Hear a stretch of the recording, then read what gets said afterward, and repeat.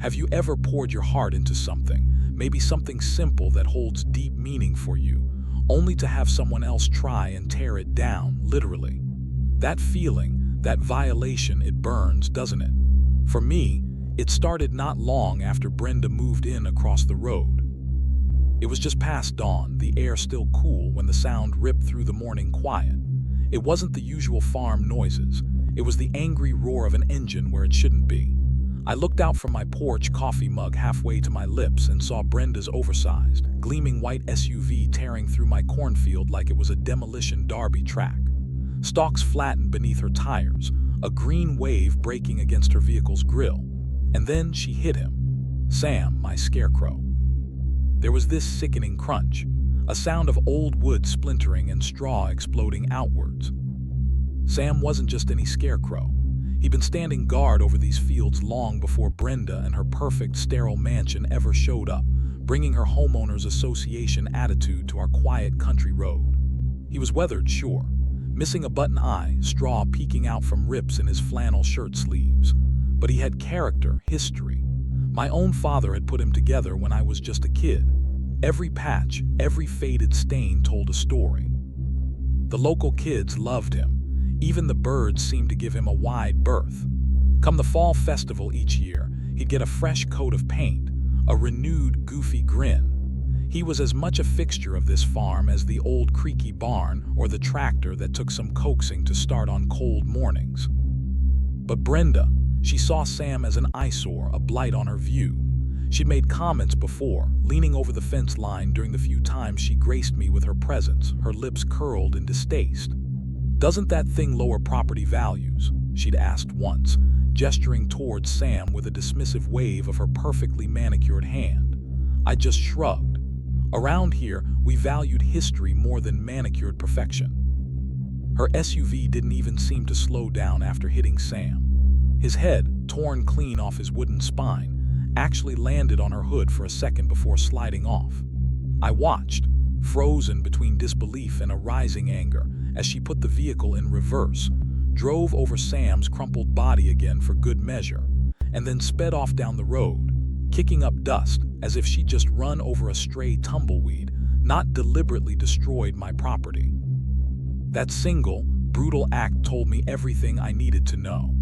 Brenda wasn't just a difficult neighbor with a superiority complex. She was a force of nature, a destructive storm, and she had decided my farm was her personal playground. The peace I'd known here was officially over. Brenda moving in 6 months prior had felt like a shift in the weather. She'd bought the old Dodson place, a property that had always fit quietly into the landscape.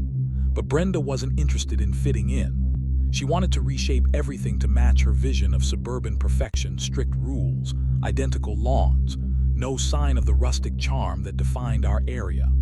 Wildflowers, weathered fences, and certainly scarecrows like Sam didn't fit her aesthetic. Initially, I figured she'd settle down. Small-town life has a way of sanding the sharp edges off people. But Brenda wasn't softening. She was hardening, calcifying in her beliefs. First came the complaints about my fence, too rustic, she called it, suggesting I replace it with the same sterile white plastic monstrosity that surrounded her own yard. Then she claimed Sam had spooked her yappy little dog, a creature that looked like a nervous dust bunny on stilts. By her third visit to my fence line, she wasn't suggesting anymore. She was practically giving orders about what I should do on my own land. I tried to brush her off gently, using that kind of non-committal farmer's diplomacy, but Brenda wasn't someone who took kindly to being ignored or dismissed. You could see it in the tightening of her jaw, the flash in her eyes. That's when the real campaign against Sam began. The first time I found him knocked down, I tried to give her the benefit of the doubt. Maybe someone swerved. Maybe the rain made the edge of the field slick. There were tire tracks, but they were muddy, indistinct. I propped Sam back up, patched him together as best I could, feeling a knot of unease tighten in my stomach. He looked a bit worse for wear, but he was standing again by dusk. 2 days later, he was flat on his back again. This time, there was no ambiguity. The tire tracks were deeper, clearer, leading directly back towards Brenda's driveway. And there, pressed into Sam's straw-filled chest like a brand, was the distinct imprint of her SUV's chunky tire tread. The sheer audacity of it almost made me laugh, but the anger was stronger.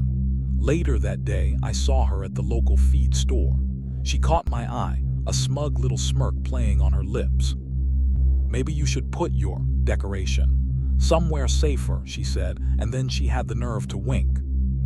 Winked like it was all some kind of game.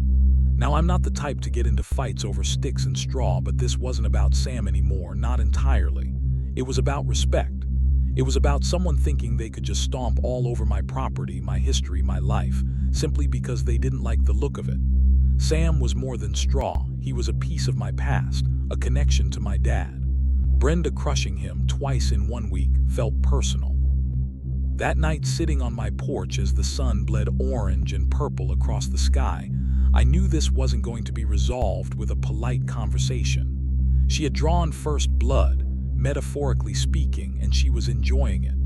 The war had begun, whether I wanted it or not. Final straw, the one that broke through my patience and farmer's stoicism, came that Saturday. I'd driven into town for lumber and supplies. While I was gone, Brenda saw her opportunity, and she didn't just knock Sam down, she obliterated him. I came home to find a scene of utter destruction. Splintered wood lay scattered across the flattened corn stalks. Shreds of his familiar flannel shirt fluttered pathetically from a broken piece of his frame. Straw was everywhere, like guts spilled onto the soil. It was violence, pure and simple, directed at an inanimate object, but feeling deeply personal. And worse, much worse, was the note. Pinned to the broken stake where Sam's heart would have been, written in big, loopy, arrogant handwriting on expensive-looking pink paper, were just 3 words: "Get real decoration." Signed, Brenda. Something snapped inside me then. It wasn't just anger for Sam anymore, or frustration with Brenda's entitlement. It was a cold, hard fury. The audacity, the sheer arrogance to not only destroy my property repeatedly, but to leave a taunting note, thinking she could just dictate how I lived on my own land that had been in my family for generations before she ever showed up with her sterile ideals. Maybe she thought she was teaching me a lesson. Well, maybe it was time I taught her one. Farm rules. My rules. I gathered Sam's pathetic remains, the splintered wood, the torn cloth, the scattered straw, and carried them into the quiet sanctuary of my dad's old barn workshop. Tools lay scattered on the workbench, coated in a fine layer of dust, exactly as he'd left them years ago. The air smelled of oil, old wood, and memories. Looking at the wreckage of Sam laid out on that bench, amidst the tools my father had used to build and fix things meant to last, an idea began to form. Brenda hadn't just smashed a scarecrow. She'd inadvertently given me the inspiration for a permanent solution. She didn't let up, of course. While my plan was brewing, she seemed fueled by Sam's latest demise. I patched him together one more time, a temporary measure, knowing it wouldn't last. Sure enough, she waited for a stormy night. Lightning flashed across the sky, illuminating the scene as I found him face down again, practically shredded, sunk into the mud churned up by her tires. The ruts led straight back to her place, glowing wetly in the rain. I could almost see her taillights disappearing smugly into the darkness. The next morning, she had the gall to wave cheerily from her porch, wrapped in a leopard print robe, coffee mug in hand, as if she hadn't just committed vehicular vandalism under the cover of darkness. This was purely about power now, about testing my limits, seeing how much I would take. But sitting on the barn steps that night, the wind carrying the scent of earth and rain, I remembered something my dad always used to say. Every problem's got a fix, son. Sometimes you just gotta be patient and build it strong. I'd been patient, maybe too patient. My eyes fell on the heavy, padlocked door to the barn's main workshop. Dad taught me more than just farming. He taught me welding, how to shape metal, how to make things endure. If something isn't supposed to break, he told me once, tapping a freshly welded gate hinge, don't build it like it will. It clicked. The solution wasn't more straw, it was steel. The next morning, I unlocked that workshop door. Oil, dust, and the faint metallic tang of forgotten projects hung in the air. Underneath an old tarp sat my dad's welder, waiting. Nearby, a collection of sturdy steel pipes and scrap metal lay piled. solid and promising beneath a layer of grime. Everything I needed was right here. I spent the next few days in that barn, sparks flying, the hum of the welder a low counterpoint to the chirping frogs outside at night. I sketched out the new Sam's same floppy hat, same patched flannel shirt, same straw stuffing visible at the cuffs and neck. Outwardly, he would be identical, but inside he would have a spine of solid steel pipe, welded arms, and a base designed to be sunk 2 feet deep into the earth, anchored in concrete. Brenda's SUV wasn't just going to hit a Scarecrow, it was going to meet an immovable object disguised as one. While I worked, the radio played softly. Brenda drove past occasionally, probably glancing towards the empty spot where Sam usually stood, maybe assuming I'd finally given up. I didn't look up, didn't give her a reaction. Let her think she'd won. Rumors started to circulate in town, as they do. Someone saw me loading steel pipes into my truck. Talk at the diner speculated about whether I was building a new fence or finally surrendering. Sheriff Dan and Maggie at the diner exchanged knowing glances when I came in, but they respected my silence. I just kept welding, late into the night, the stars blazing overhead. Each welded joint felt like a small victory, a silent promise to my dad, to this land, and to anyone who's ever had to stand their ground against a bully. Finally, he was finished. Under the pre-dawn light, the new Sam looked exactly like the old one, the familiar stitched grin, the slightly lopsided posture. But beneath the surface, the steel hummed with silent strength. I bolted him firmly into his concrete footing, deep in the earth at the edge of the cornfield, right where he'd always stood. Then I went back to the porch, poured myself a fresh cup of coffee, and waited as the morning fog began to lift. I knew Brenda. She wouldn't be able to resist the sight of Sam standing there again. She came faster than usual, the fog still hanging thick in the low spots, her SUV growling like an angry beast. I stayed seated on my porch swing, rocking gently, watching. She squinted through the mist, saw Sam standing tall and defiant, and something inside her must have snapped. She gunned the engine, tires spitting gravel, tearing through the remaining stalks of corn, heading straight for him. The impact wasn't a crunch this time. It was a thud, a deep, resonant clang that echoed across the fields, followed instantly by the shriek of twisting metal and the pop hiss of deploying airbags. Her expensive SUV's front end crumpled like an accordion against Sam's unyielding steel core. The bumper buckled, headlights shattered, and the hood flew open at a crazy angle. Steam hissed violently from the wrecked engine. Sam, however, just stood there. He might have tilted forward a fraction of an inch from the sheer force, but his steel spine held firm. He looked almost smug. Honestly, watching that SUV crumple after everything she'd done, part of me felt a grim satisfaction. If you were me, watching that unfold, what would you have felt? A flock of crows, startled by the noise, took flight, cawing indignantly. I took a slow sip of my coffee, then ambled casually down the porch steps and towards the wreck. Brenda was wrestling with the deflated airbag, shrieking incoherently. When she finally stumbled out of the driver's seat, her hair wild, a piece of expensive jewelry dangling crookedly from one ear, she pointed a trembling, furious finger at me. "What did you do?" she screamed, her voice ragged. "Just put Sam back up," I said calmly, gesturing towards the Scarecrow with my coffee mug. "You booby-trapped it," she shrieked, jabbing her finger towards Sam now. "That's illegal, I'll sue you, vandalism, attempted murder." I had to fight hard to keep a straight face. "Murder? Brenda, you drove onto my private property, through my cornfield with the deliberate intention of destroying my Scarecrow. Again." I let that sink in. "He didn't exactly jump out in front of you." Her face turned an alarming shade of purple. "I'm calling the sheriff." "Please do," I said, taking another sip of coffee. It took about an hour for Sheriff Dan to arrive. By then, Brenda had worked herself into a full-blown theatrical performance of victimhood, packing back and forth beside her mangled SUV, ranting about death traps and malicious intent. She claimed I had deliberately engineered the Scarecrow to harm her and destroy her vehicle.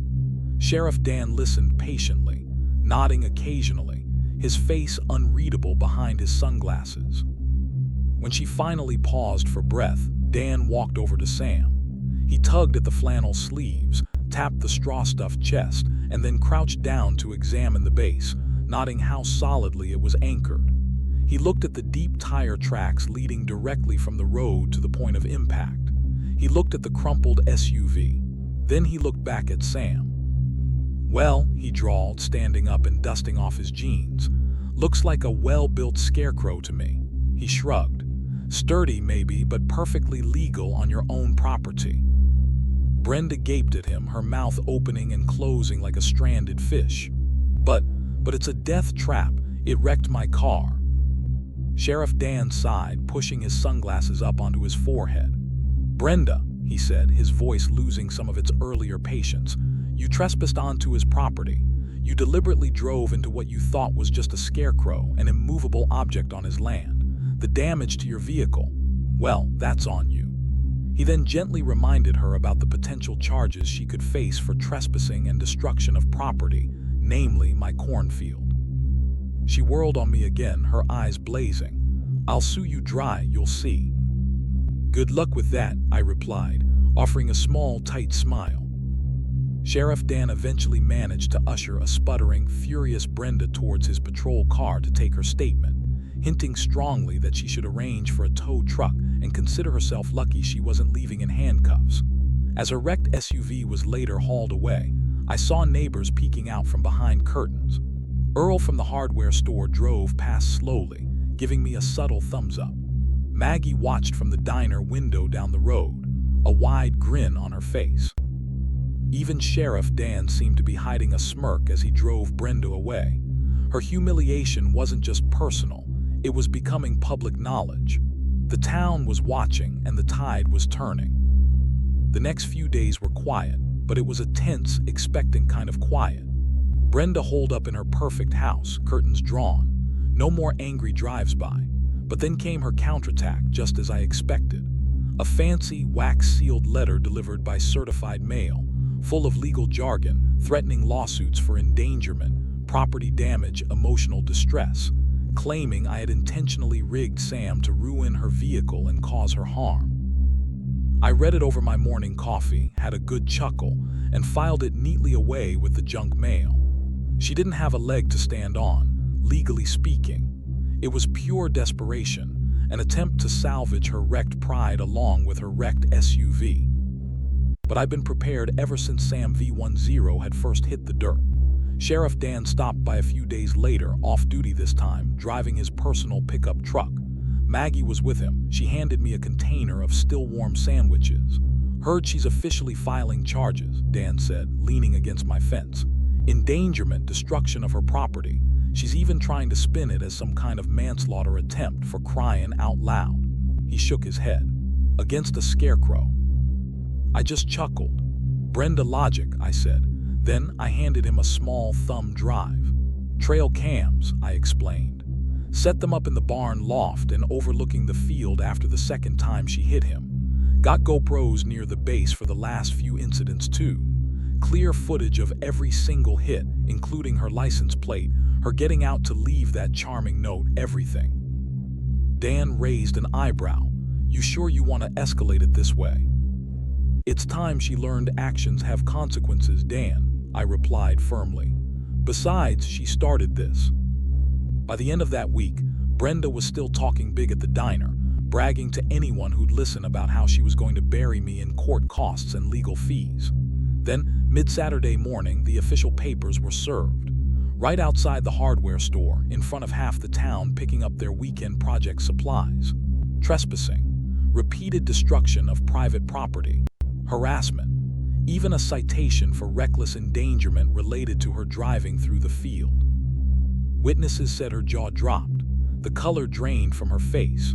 The usual Saturday morning buzz outside the store went completely silent as everyone watched Brenda get served with the consequences of her own actions. The town started humming with the news. At church potlucks, over coffee at Maggie's, down at the gas station, everyone was talking about Brenda and the steel scarecrow. The story took on a life of its own. Things unraveled quickly for Brenda after that. Word reached her precious HOA, apparently. Having multiple charges filed against you for harassing a neighbor and destroying property wasn't congruent with their community standards. They swiftly ousted her. Her car insurance company, upon learning the details of the crash, and likely seeing the sheriff's report and my video evidence, dropped her like a hot potato, refusing to cover the extensive damage to her SUV caused by her own deliberate act of vandalism. Fees started piling up. Her carefully constructed world of suburban perfection was crumbling around her, all because she couldn't stand the sight of a harmless scarecrow. About 2 weeks later, I saw a rental moving truck pull into her driveway. Brenda was frantically loading boxes and furniture into it, alone. No friends, no helpers. Just her, rushing back and forth, stuffing her belongings into the truck like she couldn't get away fast enough. I watched from my fence line, not with malice, but with a quiet sense of relief. She glanced towards my farm once, saw me standing there, saw Sam still standing proudly by the field, and quickly looked away. She climbed into the cab, slammed the door, and drove off, kicking up a trail of dust, not looking back. Neighbors emerged from their houses, watching her go, a collective sigh of relief seeming to hang in the air. She was gone. Sam still stands guard today. Sheriff Den even gave him an old, unofficial deputy's badge, which I pinned to his flannel shirt. It gets a chuckle from folks who know the story. That evening, as the sun set, painting the sky in shades of orange and pink, I raised my glass of iced tea towards the scarecrow from my porch. "Good work, pal," I murmured. The farm felt peaceful again, breathing easy now that Brenda's self-made storm had finally passed. Sam, my quiet, steel-hearted sentinel, wasn't just a scarecrow anymore. He was a symbol, proof that sometimes you don't need to shout or fight dirty. Sometimes all you need to do is stand quiet, stand strong, anchor yourself deep, and let the storm break against you. I'd rebuild him 1,000 times if I had to, but somehow I don't think Brenda or anyone like her will be daring enough to test him again. The quiet strength had won. And that's the story of how my scarecrow Sam and I dealt with our very own neighborhood Karen. It just goes to show, sometimes the best defense is a good, solid offense, made of steel. If you enjoyed this story and want to hear more tales from the farm or about dealing with difficult situations, hit that like button and consider subscribing to the channel. Thanks for listening.